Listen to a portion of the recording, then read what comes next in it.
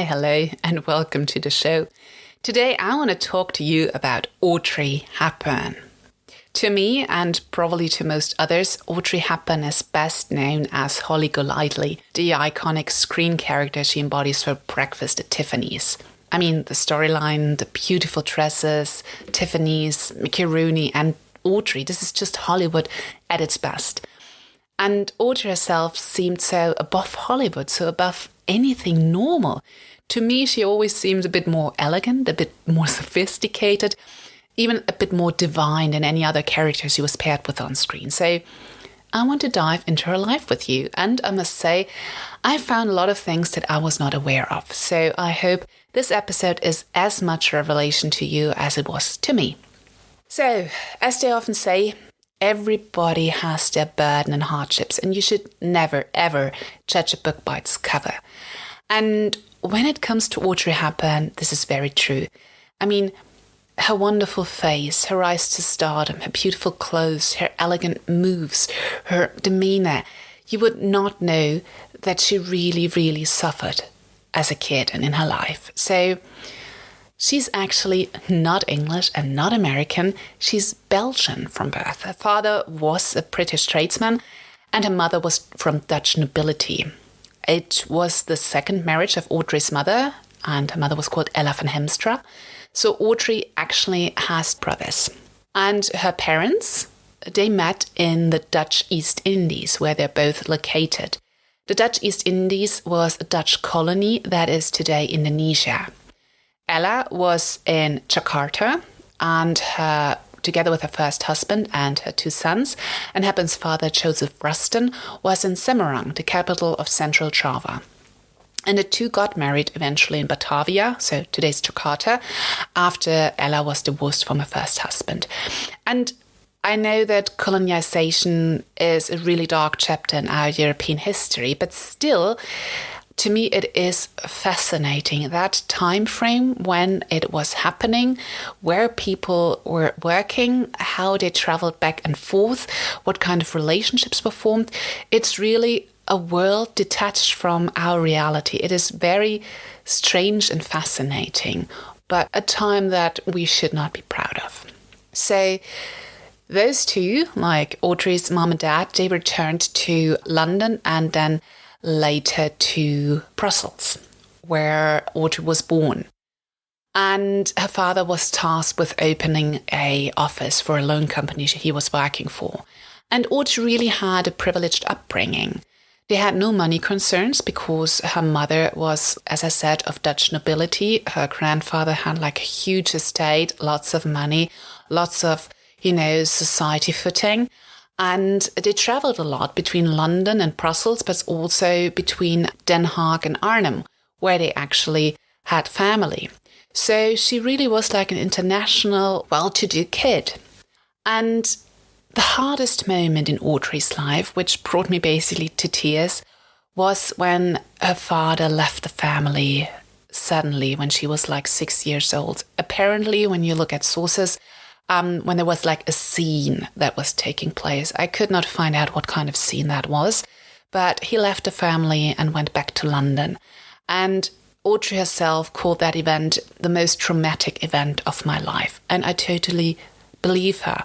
Children are so dependent on both their parents, so I can only assume the heartbreak and heartache she must have felt and how traumatizing it must have been for her to be abandoned by a parent.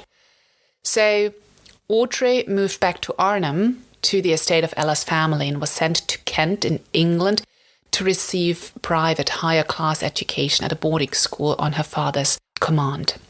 But then World War II came and life changed forever.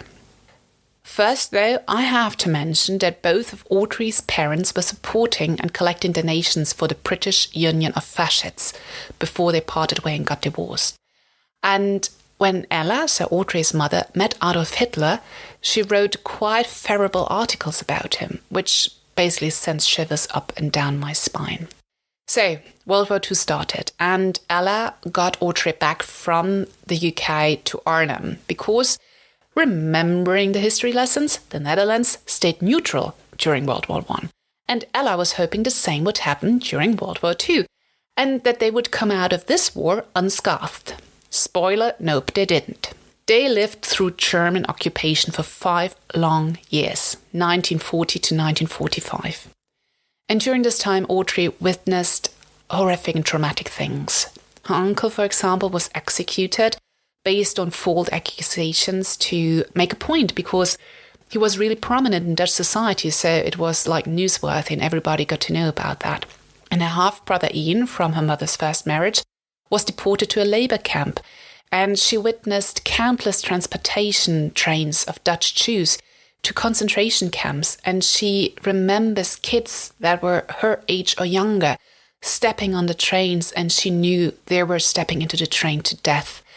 And it really touched her deeply and must have traumatized her in a way. And Audrey supported the underground movement, the resistance, by doing silent ballet performances, collecting money and giving it to the underground movement. And she was distributing underground papers, and she was helping in a hospital that was kind of at the heart of the underground movement. And apparently her family also hid a British paratrooper. So I think that this already shows what kind of a human Audrey Hepburn was. She was kind, she was caring, she was always trying to do the right thing. She was like really a great human being, I think. But the worst of all was the famine of 1944, which I didn't know of. So the Germans, in revenge for Dutch rebellion and railway blockages, reduced food and gas supplies, and the Dutch had to sort to bake breads, cakes or biscuits out of tulip bulbs because there was nothing to bake with.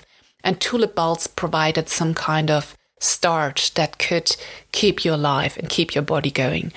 But by the end of the siege, Audrey was malnourished and she suffered from anemia, jaundice, edema, and a very dangerous respiratory infection. The thing that saved her, her mother got sent thousands of cigarettes from a former British lover, and these cigarettes the mother could trade on the black market to get them medicine to save Audrey's life. Because all the properties and all the family fortune of Audrey's family had been destroyed, and they had nothing left to their name. Nothing. They were penniless. So when the war was over, Audrey and her mom moved to Amsterdam, and Audrey began training as a professional ballet dancer. She had started training before the war when she was still in boarding school in England, and she had also danced a little bit in Arnhem before they were suffering from the occupation. And as I said before, she did like some performances because she was already pretty good before the war ended. And she then accepted a scholarship to a famous ballet school in Notting Hill in England. And during the time, she supported herself with like part-time jobs as a model. But she eventually dropped ballet because she was told she would never ever make it as a prima ballerina. On the one hand, she was already too tall at 1.70 meters.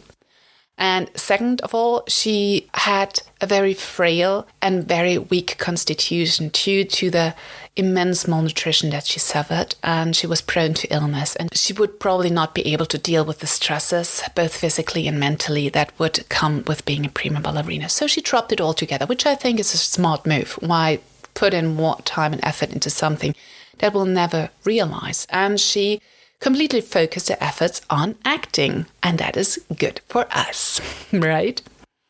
So she did some British movies, and they were like minor roles, supporting roles.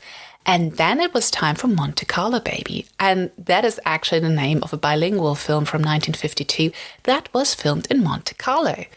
And it was then and there that luck struck for Audrey, because writer Colette, the French novelist, stayed at the same hotel, and she was so enamored with Audrey that she insisted Audrey should play Gigi on stage on Broadway.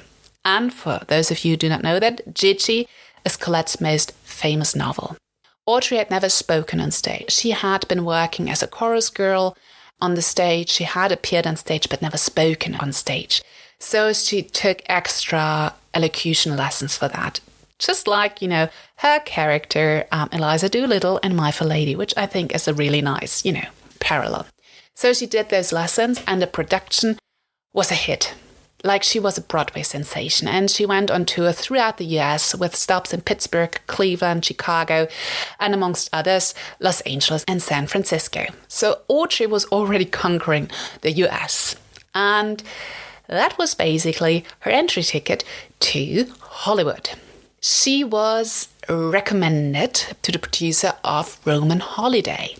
That was the first major movie that Audrey Hepburn starred in. And it was her 8th appearance on screen at all. And as I said before, the others were like smaller ones where she didn't say very much, not a starring role. And it was Gregory Peck, her co-star in that movie, and a big name already, who opted out of being the only name above the title. And he wanted Audrey to be built alongside him and not like Audrey underneath the title, like introducing Audrey, because he already felt and knew that she was going to be a star, that she would be the most famous one in that movie. And I love that. So for A Roman Holiday, as I said before, the first major movie role, Audrey received an Academy Award, a BAFTA Award, and a Golden Globe Award right away. And she signed a 7-picture deal with Paramount. And she negotiated even to have 12 months in between each movie to give her time for stage performances because she was in love with the stage. And after A Roman Holiday, her success continued seamlessly with hits like Sabrina, War and Peace, Funny Face, A Nun Story, which I personally was very touched by. And of course, Breakfast at Tiffany's. Each movie showed another side of her, but she was always glamorous. She was always eternally elegant.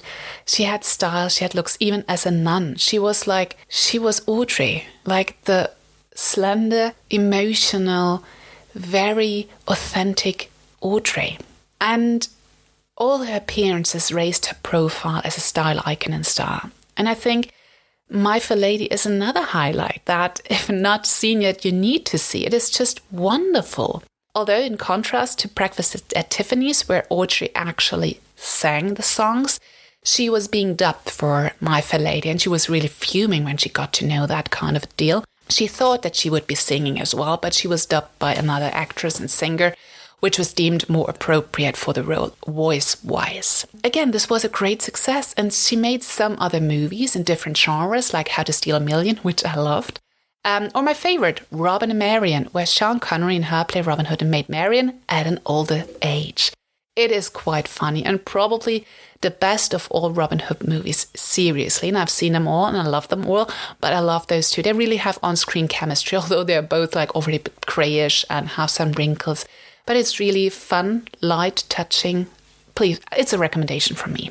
After that, she basically went into semi-retirement. She didn't do many movies after that. And her last appearance actually was a documentary about the gardens of the world, which was produced in 7 different countries, I think. So, all in all, she has a tremendously rich legacy, which boasts Academy Awards, BAFTA Awards, Tony Awards, Broadway successes, Hollywood blockbusters. She's the 3rd greatest actress ever on the American Film Institute's 100 list and is one of the greatest female stars of all times. And her timeless style and elegance, much contributed to by Hubert de Givenchy, her friend and personal designer, make her one of the most influential cultural icons of the last decades or even the last century. So I think Audrey Hepburn is really someone whose story you should know because, as I said before, don't judge a book by its cover because she went through a lot. And she still had like this lightness, this elf-like quality to her when she was on screen. She didn't seem burdened by anything. She seemed like really innocent and charming. So, yes, don't judge a book by its cover. So, Audrey Hepburn was married twice. Her first marriage was to Mel Ferrer, whom she got to know and love during the work on the Broadway play Undine that they both starred in. And they got married the same year in Switzerland in Bürgenstock, which is a really small and sheltered village now being invested in by the Qatar royal family, actually. And according to their son Sean, Mel Ferrer wanted to give Audrey some shelter from the world and the pressures of Hollywood. After her severe malnutrition during the war and her constant working in movies and stage plays, which she put herself a lot of pressure under. And Switzerland was remote from all that trouble. It was nature. It was a complete different world where Audrey Hepburn could just be herself, away from the pressures that she, put herself or others put on her. And it became her focal point of living. They actually later moved to the Lake Geneva because of the milder climate. Because in Bürgenstock there was like a lot of snow. It was really tough in wintertime and Audrey was not liking it. So they went to the Lake Geneva, which is a beautiful region to live in. Still, Mel Ferrer and Audrey Hepburn divorced some 14 years after the marriage. Audrey met her second husband, I think the same year that the divorce was finalized. It was an Italian psychiatrist by the name of Andrea Dotti. During a cruise that Audrey took, they married and they had another son. But both parties were unfaithful during their marriage and it also ended in divorce. That might be the only thing where people could say frown upon. So after that, Hepburn didn't marry anymore, but she was in a committed relationship with Robert Walters. He was the widower of Merle Oberon, which was also an old Hollywood actress. And Audrey was quoted saying that these were the happiest years of her life and that she considered themselves married, although not officially. So she's known for her elegance, for her style, for her movies, but Audrey Hepburn is also known for her humanitarian efforts. When she was starving during the World War II, she received help from international aids, and thus, when she was older and had the means to do so, she joined the UNESCO efforts as an ambassador. She traveled to countries like Somalia, to the poorest of the poor, and she helped then and there with what she had. And in the interviews, she always said she saw so much suffering, and she just wanted to help as much as she could, because I think she drew the parallel to her own life. It's always the kids, she said. It's always the kids with the wise eyes who seem to know more than they should at their age. And she really felt that suffering through her bones. And until today, still, her foundation is trying to alleviate some of the pain of some of the poorest in the world. And her son Sean is still in the foundation and is helping to have all the money distributed in a way that Audrey would have wanted it. But another thing that shows how big of a heart Audrey Hepburn had was her relationship to her father. If you remember, she was dumped by her father, as she put it in her own words, when she was 6 years old, and he just left. And they didn't have contact until, in the late 60s, some 30 years later, when she tracked him down in Ireland. And he was not apologetic, he was not emotional, he was not begging for forgiveness or anything. He was emotionally very detached, but still she kept the line open. She supported him financially. There was no ill will. There was no accusations. There was no grievance. She was just doing what she deemed to be the right thing to do. And that was, I think, truly Audrey. She was, to me, a truly remarkable spirit with a great heart. And the great clothes did not create her. Her great roles did not create her. They just accentuated her inner and outer beauty. And I think she's just an inspiration to always stick to what is right and not lose faith in humanity and in the good things of life. Actually, Audrey Hepburn died when she was only 63 years old from a very rare cancer, abdominal cancer. And she died in Switzerland. She had a procedure going on in Los Angeles at Cedars-Sinai, but then she was transported back to Switzerland and lived her last days there with her family and got buried there as well. So this is really a story that a movie script could not have thought of. It is a true human story. It is full of emotion. It is a lot of tragedy. And if you see pictures of Audrey Hepburn, of footage, as I said before, there's lightness, there's elegance, there is humbleness.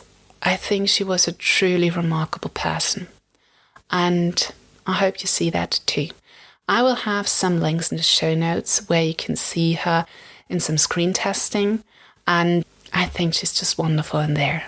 So, yes, research her a little bit. She is inspiring. Have a good one. Bye.